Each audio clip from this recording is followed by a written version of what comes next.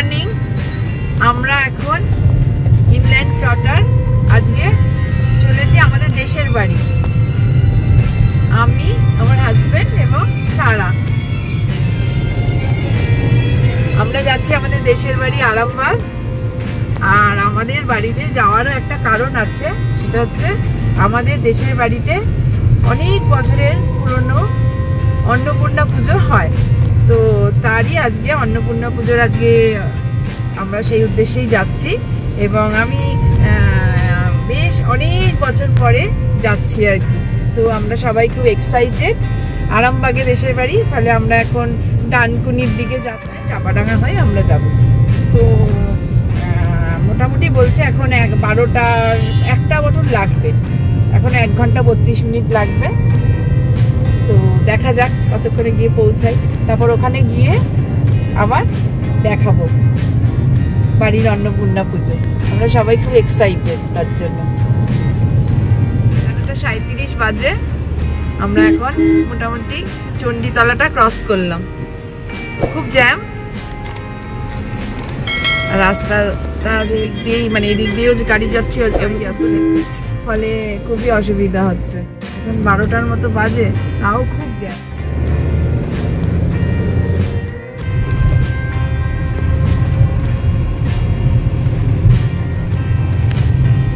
এখন বাইরে 40 degree temperature চলছে। আমরা এখন যাচ্ছি হচ্ছে অহল্যাবাই রোড দিয়ে। এখন দেখাচ্ছে আমরা পৌঁছাবো 1:45টার সময়। সারা ঘুমিয়েই পড়েছিল কিছুক্ষণ। খুব গরম আজকে।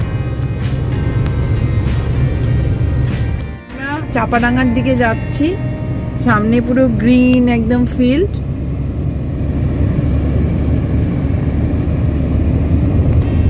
চোখটা যেন জুড়িয়ে যাচ্ছে গ্রিন ফিল্ড দেখে।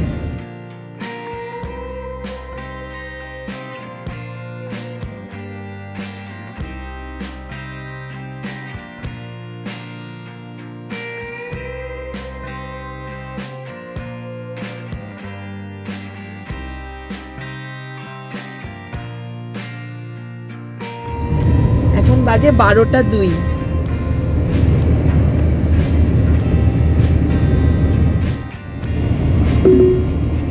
এই জায়গাটাও আবার খুব সুন্দর গ্রিনারি, পুরো চারধার ধরে দেখা যাচ্ছে শুধু সবুজ, নানা রকম কৃষি জমি আর কি, চাষবাস হয়েছে, ধান হয়েছে। কিছু কিছু ছোট ছোট ধাবার মতো রেস্টুরেন্টও আছে এই রাস্তায়। এই অহল্যাবাই রোড, এই রাস্তাটা সোজা চলে গেছে একদম বিষ্ণুপুর, জয়রামবাটি, কামারপুকুর, সব এই রাস্তা দিয়েই যাওয়া যায়। আরামবাগ হয়েই যেতে হয় জয়রামবাটি, কামারপুকুর, বিষ্ণুপুর, মুকুটমণিপুর, সব মানে সমস্ত এই জায়গাগুলো যেতে গেলেই অহল্যাবাই রোড ধরেই যেতে হয়। এখন চাপাডাঙ্গা এসে পৌঁছালাম। এখন বাজে 12:18।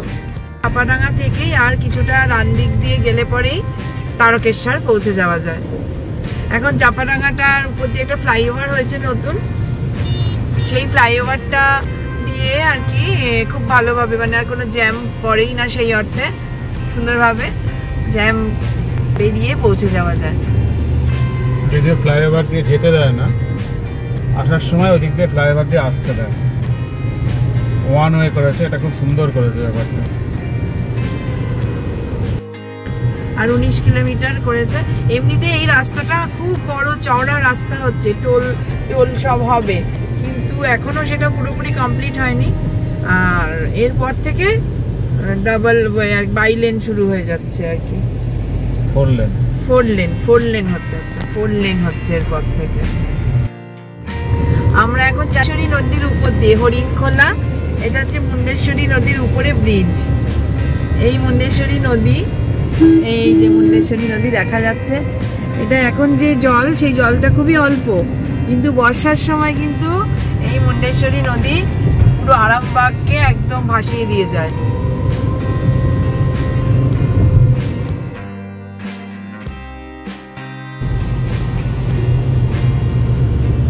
এখন বাজে 12:40।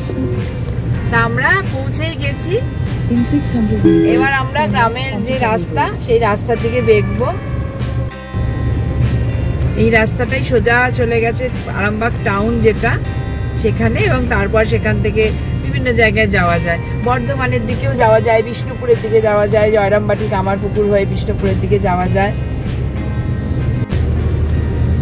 এরপরেই আমাদের গ্রামে যাওয়ার যে রাস্তা সেটা শুরু হবে, বাদিকে বেঁকলেই।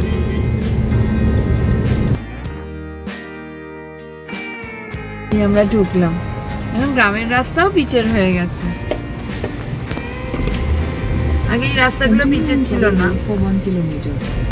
এখন পিচের হয়ে গেছে।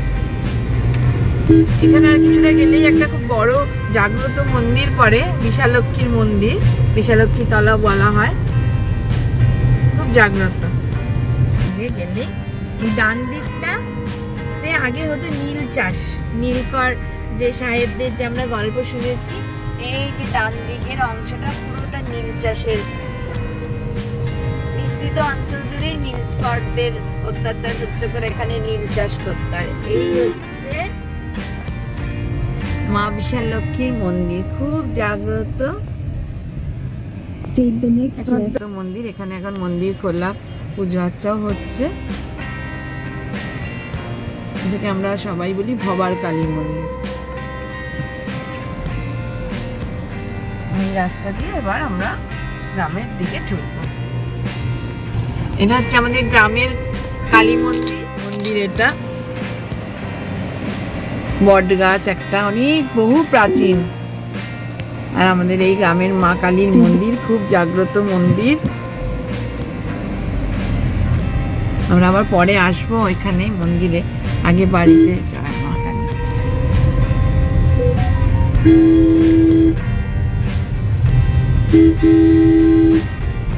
এইসব জায়গায় আমাদের সব সেফ অ্যান্ড সাউন্ড পৌঁছে গেছি।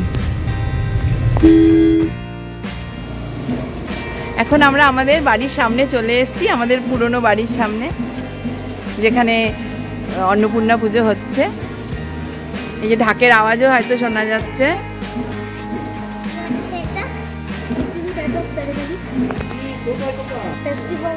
এই যে সবাই দাঁড়িয়ে আছে, সারার বোন, আমার বোন, আমার বাবা, সারার বাবা। এবার আমরা ঢুকবো, আমাদের আর আমার কাকিমা, আমার আর এক বোন, আমার পিসি আসছে, তারপরে আমরা সব একসাথে ঢুকবো। এখন আমরা অন্নপূর্ণা পুজোর যে জায়গায় হচ্ছে সেখানে যাচ্ছি। অনেক দিনের আমার ইচ্ছে ছিল যে আসবো।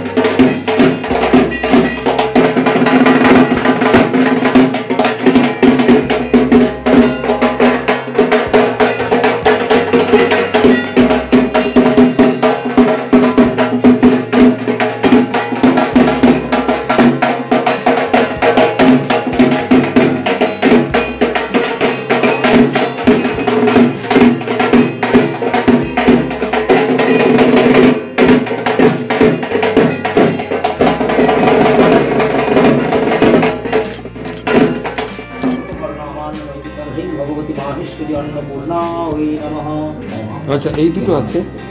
এই যে মুখার্জি, সুব্রত মুখার্জি, ত্রিপর্ণা মুখার্জি, ভরদ্বাজ গোত্র।